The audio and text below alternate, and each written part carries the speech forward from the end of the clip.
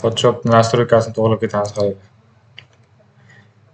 Mana ingliz tili, ruscha bo'lsa, ingliz tiliga o'girish uchun Ctrl kni bosing. Ha, chiqdimi? Yo'q, chiqmasa mana edit bo'limidan mana preference eng oxirida. Mana bosdik. Ikkinchisi interface kirsanglar, mana bitta English bo'limi bor, yo ruscha bo'limi bor. English International degan bo'limni qo'yib qo'yinglar. Qo'ydingizmi? Hamma qo'ydim. O'qitni bosib chiqib ketamiz. Qaytib kiramiz boshdan. Ingliz tili bo'ldimi? Bo'lmadi. Bo'lgan bo'lsa yana o'sha Ctrl kni bossak, nastroykasini bitta ko'rib chiqamiz. Birinchisi general bo'lim. Bu shart emas. Eng asosiysi ko'riladigan narsalarni ko'rib ketamiz. Interface. Birinchisi ham tepadagi 4 ta palitra bor. O'zingizga moslab qo'yasizlar bo'ladi. Birinchi menga qarab tursanglar, keyin o'zingiz to'g'rilab olasizlar. Yoki birdaniga to'g'rilab ketinglar. O'zgaradi palitrasi. Ikkinchisi bizga kerakli bo'ladigan file handling bo'lim kerak bizga. Mana birinchisi turganda 10 minut bo'ladi. Keyin 5 minut qo'yish kerak. Bu nima qiladi? Bu biron bir proyekt qilganimizda, ish qilganimizda 10 minut ichida saqlanib tursa bo'ladi yoki 5 minutda. Eng kamida 5 minut qo'yib qo'ygan ma'qul. Chunki otib yuborish holatlar bo'ladi, tok o'chib qolgan holatlar bo'ladi. O'shanda 5 minut qo'ysanglar, 5 minutcha saqlanib turaveradi. Keyin export bizga kerak emas. Mana performance bo'lim kerak bizga. Mana 70% mana bu.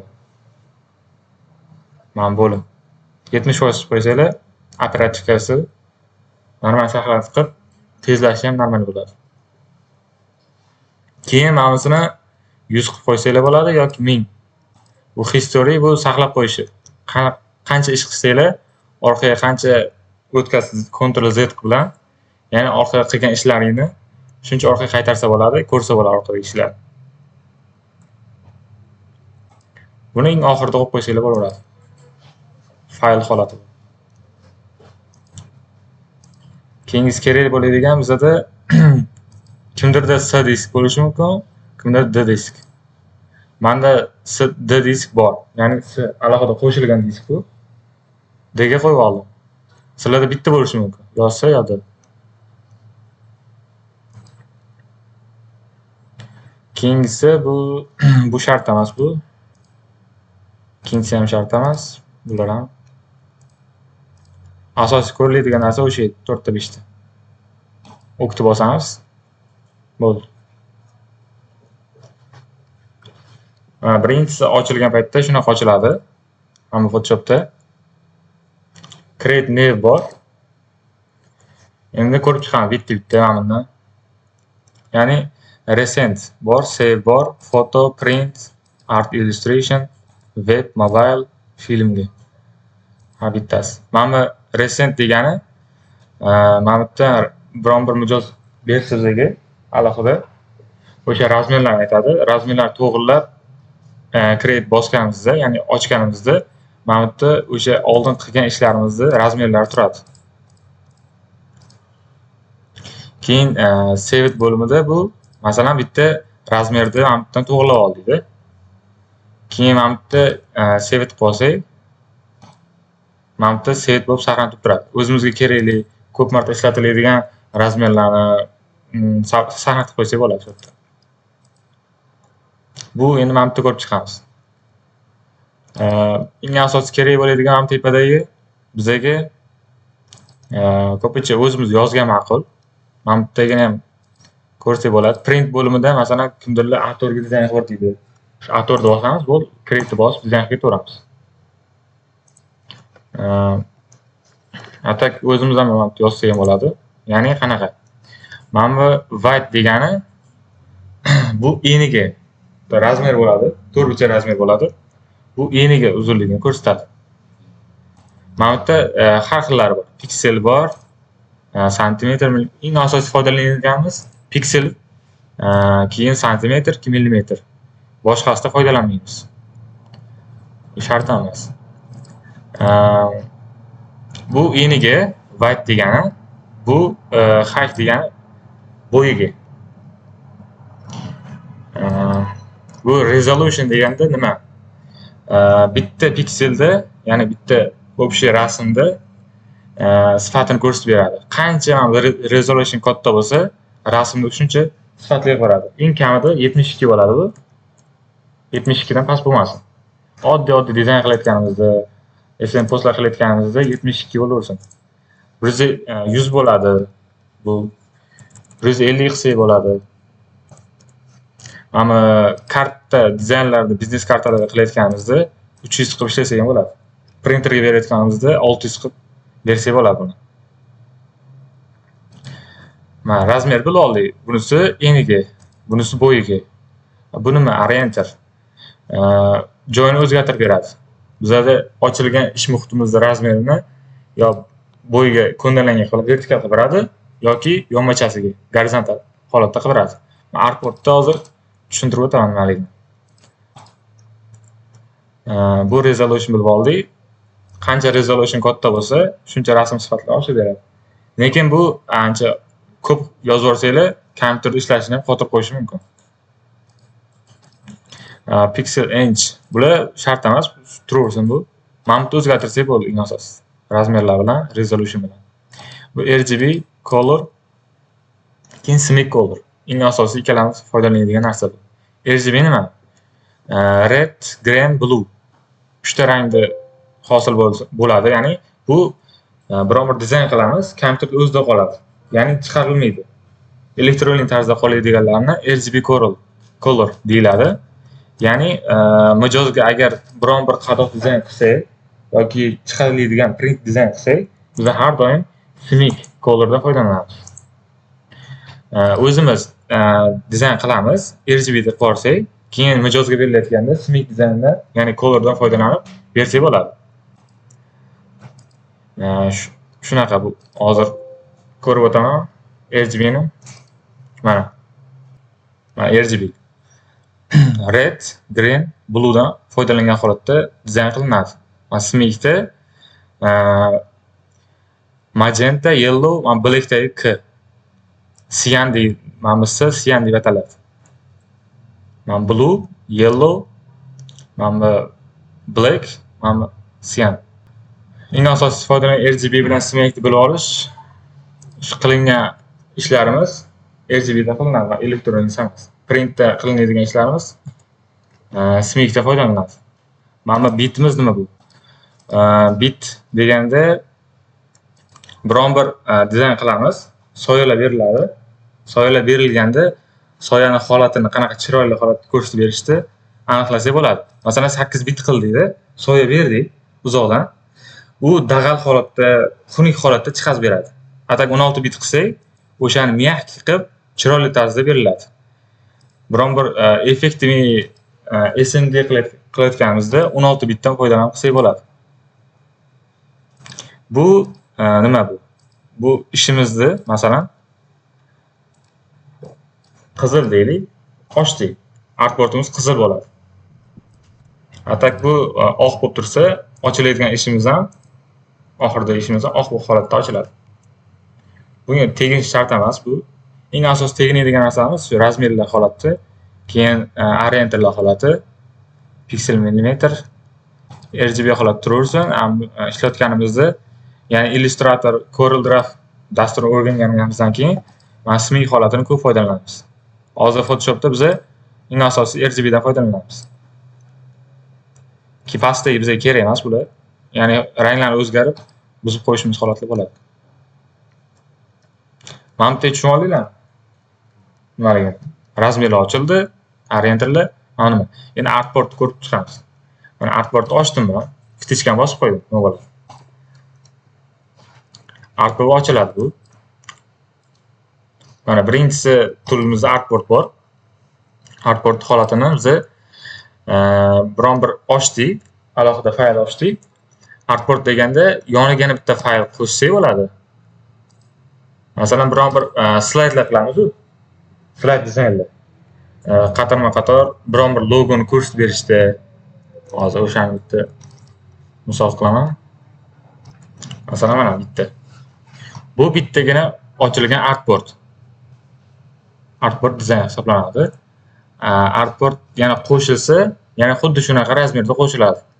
Biron bir logoni ko'rsatib berayotganimizda, mana bu yerda biron bir shaklda masalan, mana shu logo deb turaylik misolda. Shakl. Bu shakl ham oq ekan. Keyin bu yoqqa o'tkazganimizda, ya'ni alohida yonida bitta Photoshop o'zida o'sha slayd qilib kelsak bo'ladi. Qulay bo'ladi. Alohida bitta qilgandan ko'ra artboardni ochib tez-tez qilib ketgan ma'qul. Buni hali ko'ramiz logo dizaynda. Keyin slaydlar qilishda ham ko'rsatib o'taman. Artboard shunaqa, oldiga alohida ochishga yoki biron bir yonni ko'tartirishga yoki kichraytirishga foydalanamiz. Kerak emas. Mana tushunib oldik. Keyin ko'radigan narsamiz bizada masalan ko'pincha webdan foydalanamiz. Hamma web format ochib olsin. Ctrl N ni bossanglar bo'ladi yoki hozir buni ham ko'rib o'tamiz. Shu holatda bo'lsa, hammada Create New deb bosamiz. Mana bu yerda o'zimizga qulay ocha olamiz. Tepa bo'limida web bo'limi bor. Web bo'limida Create qilib ham ocha olamiz. Ocha olamizmi? Ocha oldik. Endi hammada hozir birinchi ochganda men taxlab qo'yganman instrumentlarni. Mana bu yerda ishlatiladigan narsa taxlab qo'yganman. Birinchi ochganda hammada mana bunaqa holat bo'lishi mumkin yoki har xil holat bo'ladi. Biz o'zimizga kerakli mana turlarni, mana bu yerda joylashgan narsalarni to'g'rilab olamiz. Hammasini tortib chiqarib olaylik. Hamma shunaqa qilsin. Shuni ushlaymiz, tortib chiqarib tashlaymiz hammasini. Keraksiz narsalar. O'zimizga kerakli joylarni taxlab olamiz. Bizda bo'sh qolsin mana bu joylar. Hamma narsani chiqarib oldik biz. Chiqarib oldik. Keyin bitta tamasi chiqarib oldik. Mana holatga keladi. Hamma chiqarib oldimi hammasini? Общий. Chiqarib olgan bo'lsak, bizga kerakli narsa layer topa olamiz shu yerdan. Mana Windowsni bosamiz birinchi. Tepani Windows bo'lib bosib olaylik. Topdinglar Windows? Windowsni bosamiz, layer qismini bitta bossak, o'sha holat o'chadi. Ustiga bossak ham bitta chiqadi, yani alohida layer. Layerni ushlaymiz shundoq. Shuni olib borib, chetga olib borsak, ana ko'k yozuv chiqadi. Ko'k yozuv chiqadi. Qo'yib yuboramiz, mana joyda ochildi. Alohida o'ziga. Hamma qildimi? Layerni olib oldik. Ikkinchisi bizga properties bo'limi kerak bo'ladi. Properties topib olaylik shu yerdan. Orasidan chiqarib tashlagansizlar uni. Endi yana Windows bo'limiga kirib, propertiesni o'chiramiz. Yana qaytib bossak, o'zi restoplanadi. Chiqadi o'sha yerda. Ushlab olgan bo'lsak, buni ham shu oldiga olib qo'yamiz. Oldida paydo bo'ldi. Layer bo'lim, properties bo'lim. Ikkinchisi bizga mana bular kerak emas bular. Color shart emas. Ikkinchisi kerak bo'ladigan narsalar bizda adjustment bor. Windows kiramiz, adjustment bosib olsak, oldiga qo'yib olamiz buni ham. Shu holatda bo'ladi. 3 tasini qo'yib oldik oldiga. Keyin bizda history bo'limi bo'ladi. Mana bu history deb ataladi. Historyni topib olamiz. Qilgan ishlarimizni, oxirgi qilgan ishlarimizni ko'rib olsak bo'ladi. Masalan, biror bir ish qildik. Keyin orqasi kerak bo'lsa bizga mana bu history bo'limidan kirib oldin qilgan ishlarimizni ko'rib olsak bo'ladi shu yerda. Historyni ushlab oldik. Buni olib kelib mana yon tomoniga qo'yamiz. Bu tomonga emas, yon tomoniga. Xo'p, qo'yib oldik. Mana layer bor, properties, adjustment bor, history bor. Keyin kerak narsa bizga mana color kerak bizga. Color tagiga qo'yamiz buni. Color topib olsammi? Mana colorni olamiz. Mana chiqib turgan bo'ladi holatda. Yoki mana bu holatda. Shuni ushlab turib tagiga qo'yamiz mana. Channels ham olamiz. Buni ham qo'yamiz tagiga. Mana channels. deb yozilgan bo'ladi. Kimdir yozib turgan bo'lishi mumkin. Pages bo'limini olib, pagesni ham qo'yamiz. Pattern bo'limini ham olamizda, buni ham tagiga qo'yamiz. Gradientni ham olib, tagiga qo'ya olamiz. Taxlab oldik. Hammasini taxlab olsin. Keyin mana bu Photoshopda yonidagi turlar uzun bo'lib qator joylashgan bo'ladi. O'shani o'zimizga qulay qilib, mana bu znak bor. Птичка ko'rsatkich bor bitta. O'shani bossak, ikki qator bo'lib joylashib oladi. O'zimizga shu qulay tomoni bor. Mana ish muhiti yaratib oldik, o'zimizga kerakli. Endi buni saqlantirib olamiz. Mana bu joyda mana bitta saqlanib qilsak bo'ladi yoki Windows bo'limida mana Workspace bor. Windows kiramiz. Ikkinchisi Arrange dan keyin Workspace bor. Pastga kirib, New Workspace deb bosib olamiz. Mana птичкаlar bosib olamiz mana bitta. Uchala птичкani. Biron bir klaviaturani bosganimizda, ishlatayotganimizda shura saqlanib turadi. O'zimizga qulay yozib olamiz. O'zimiz ismimiznimi saqlanib qolinglar o'zinglar isminglar bilan. Farqi yo'q. Mana shu yerda shay saqlanib turadi. Saqlanib bo'ldimi? Bo'ldi, saqlanib qilib oldik biz. Keyin bizada qaranglar. Bu Photoshop bizada raster holatda ishlaydi. Illustrator holatimiz, ya'ni Illustrator dasturimiz bor. Mana Illustrator dasturimiz bor. Bu vektor holatda ishlaydi. Endi bitta uskuna panellarini ko'rib chiqamiz. Hozir men qilayotganim, mana backspace, mana probelni bossak, bizada move tool hosil qiladi, qo'l chiqadi. Hamma shu backspace bossin. Katta klavish. Bossak qo'l chiqadi bu. Buni keyin touchpadda hozir foydalanganda bitta tochkani bossa yonga sursa bo'ladi. Hatto mishka deb foydalanganda mishkani chap tomonga bossanglar chiqadi. Hamma shu qilayotgan ishimizni bu yoq ko'rsak bo'ladi. Birinchi toolimiz shunaqa. Move tool. Buni ushlab bu yoq ko'rsak bo'ladi. Yoki biron bir detalni ushlab sursak bo'ladi buni. Masalan, ham bitta chizdik. Buni ham sursak bo'ladi. Bu birinchi toolimiz move tool shu. Surish uchun foydalanadi. Mana birinchisi mana bunda. Toollarni oldimizda. Mana bunaqa qilib turgan sizda. Yonga surib olamiz. Agar chiqmasa, mana bu eng pastida 3 ta tochka bor. O'shani bosamiz. Mishkani edit toolbar chiqadi. Mana bunaqa chiqdi mana bu. Mana bu restore default degan ustiga bitta bosamiz. Mana bu bir ikkitalar uskunalar kam bo'ladi, bir ikkitalar yo'q bo'ladi. O'shani hammasini chiqarib beradi bizga. Bitta bosdik. Bosdimmi? Donate bosib chiqib ketamiz, bo'ldi. Kimdir uzun bo'lsa, bunda ikkita qavat qilib olamiz. Keyin hammasi chiqadi mana bitta uskuna panel. Altni bosib, sichqonchani 10 tomon g'ildirak bo'ladi. Oldinga, orqaga surib, ko'tarib kuchaytirsa bo'ladi. Altni bosib, mana g'ildirakni bosib, oldinga, orqaga qo'yma. Bunda yaqin uzoqdan ko'p foydalanamiz. Bu move toolni shu ushlash, yon tomonga surishda foydalansa bo'ladi. Buni yozib olish kerak-da mana shuni. Nima qilsa, shu narsa qaysi klaviatura bossa, klavish bossa shu narsa botdi. Uni qilsa nima botdi? Hammasini yozib olish kerak. Move tool shunaqa, artboardni ko'rdik boya. Artboardni yoniga shu razmerni ochish alohida yoki o'sha artboardimizni kattattirish, kichraytirish vazifasini o'taydi. Keyingisi bizga kerakli rectangle tool. Bu nima? Birinchi men aytayotgan narsa, masalan, move tool kiramiz. Mana tepadagi narsalar o'sha uskuna paneliga tegishli bo'ladi. Masalan, rectangle toolga keldik. O'shanga aloqador uskuna paneli ochiladi tepada. Eng tepasida keyin bu belgilashda ham hammasi o'zgartirib ko'rsanglar, o'ziga aloqador tepada menyular ochiladi. Mana hammasida ochilyapti. Bitta shu lupada ko'pincha ochilmaydi.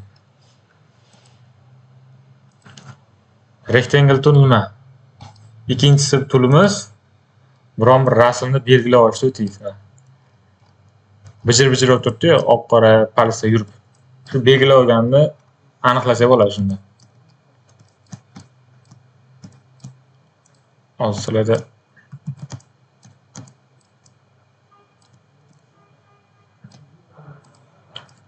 Ikkinchisi tilimiz shu belgilashni bajaradi.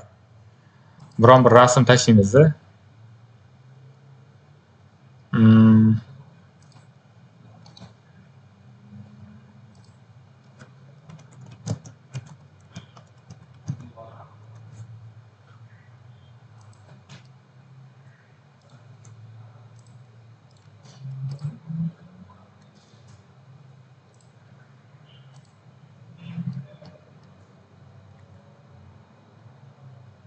Hozir rasmda ko'rib chiqamiz o'sha ikkinchi tul qanaqa foydalanishni.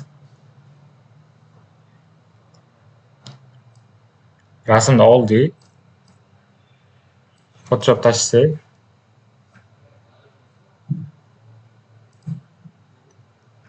Ochiladi.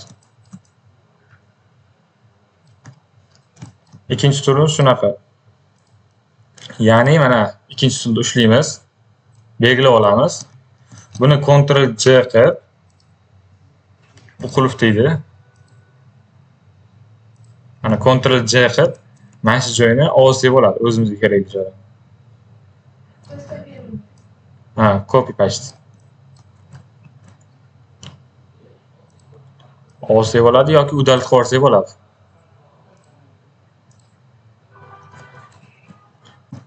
Udaltib qilish uchun birinchi tashlagan rasmimiz Smart Object. Buni ham nimaligini ko'ramiz. Smart Object nima yoki raster nima, unisi nima.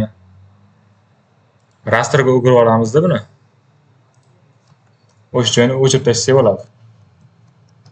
Bu ikkinchi turimiz shunaqa.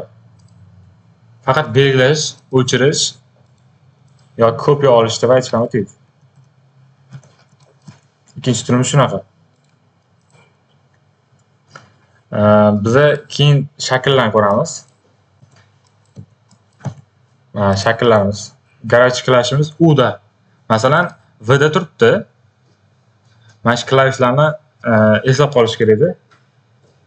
V harf. Masalan, hozir U da turibdi. V ni bossak, riski mo'xturga o'tadi. U ni bossak, u movie toolga o'tadi, rectangle toolga o'tadi. Biron bir dizayn qilayotganimizda mana klavishlarni tez-tez bosib, o'zgartirib chiqib ketaveramiz. Mana bu yerda kirib, qaysi deb tanlab o'tirishgandan ko'ra garaj klash bosib o'tib ma'qul. Mana U harfida bilib oldik shuni. Hamma shakllar chizsak bo'ladi. Endi ko'ramiz buni. Endi biz ham yoniga taxlab olgan narsalarimiz bitta-bitta ko'rib chiqamiz qarang. Hozir ko'rsataman, layer nima? Misol qilib ko'rsataman hozir.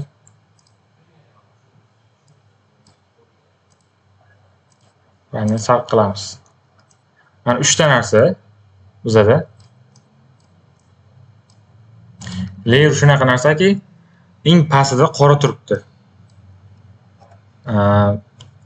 Masalan, prosta ko'rsataman. Mana qora, pastdagi qora deylik, ustidagi qizil narsa. Tepadan qaraganda eng pastda turibdi qora. Bu ustida qizil turibdi. Ustida keyin sariq turishi mumkin. Mana bu qavat va qavat bo'ladi shunda. Mana layer shuni vazifasi o'taydi. Ya'ni tagida, eng tagida turgan narsa qora turibdi, undan keyin qizil turibdi. Ustida turibdi qizil. Buni tagiga o'tkazish uchun buni pastga tushirib olamiz. Eng tagiga o'tkazish uchun qizilni pastga tushirib olamiz. Mana qizil tagiga chiqdi, ustiga qora chiqdi, mana bu ustida qora. Mana. Eng ustida sariq turibdi. Sariqni eng tagiga, ya'ni qorani tagiga o'tkazish uchun layerlarni shunaqa ishlatsak bo'ladi. Qizil ustiga chiqishi shu. Xullas bu qavat va qavat ishlatadigan bo'lim layer deyiladi. Layerdan foydalansak bo'ladi. Layerda ancha effektlarni ishlatganda, yorug'liklarni ishlatganda ustma-ustun yoki tagma-tag hali guruhlashni ham ko'ramiz. O'shanda akkuratlik bo'ladi ishimiz. Layer shunaqa. Qaysi ustida turibdi, qaysi tagida turibdi, shunda ko'rsak bo'ladi. Tushundingmi layer nimaligini? Narsalarimiz qavat va qavat qaysi ustida turibdi, qaysi tagida turibdi ko'rsak bo'ladi. Masalan, qora ikkinchisi turibdi, ustiga chiqarish uchun qizil ustidan bitta sakratamiz, ustiga chiqarib olamiz. Ikkinchisi properties bo'limi. O'sha chizgan narsamizni aloqador narsa bo'lim hisoblanadi. Masalan bir narsa chizaylik, hamma bitta to'rtburchak chizsin. Bitta to'rtburchak chizib olsammi? Chiza oldinglarmi? U harfdan rectangle to'lda u harfini bossanglar chiqadi. Buni ushlab chizib olamiz. Chizib oldik. O'sha qizilni bundan surib ko'ramiz yonidan. Kimdirda mana bu yoqib turgan bo'ladi, tepasida show transport controls. Kimdirda o'chik bo'ladi. Menimcha hammada yoqib turgan bo'lsa kerak. Bu o'sha shaklni kattartirib kichraytirishni vazifasini qiladi. Bu nima men yon tomondagi? Mana layerni ko'rdik, o'sha qavat va qavat ekan. Ikkinchisi propertiesdan o'sha chizgan narsamizni mana bunda razmerlarni o'zgartirsak bo'ladi. Yonga surib o'zgartirsak bo'ladi. Bu kerak narsa o'zimiz qo'lda kattartirib kichraytirgan ma'qul. Kerak narsamiz bizga mana bu rangini o'zgartirsak bo'ladi. Masalan, ushladik tegindek, fil bo'limidan mana bu yerda o'zimizga palitra bor, o'zimizga keraklari. Xohlagan rangni qilib, mana o'zgardi rang. Ushlaymiz, ham fil bo'limi bor. Oldingi qilgan ishlar ranglarimizni mana bu yerdan o'zgartirib olsak bo'ladi yoki biron bir kod yozib mana tagiga. Hali kodni ham ko'ramiz nimaligini. Yoki mana bu yerdan palitrada o'zgartirib olsak bo'ladi, o'zimizga kerakli qilib. O'zgaryaptimi ranglar? O'zgartirib ko'rdingmi?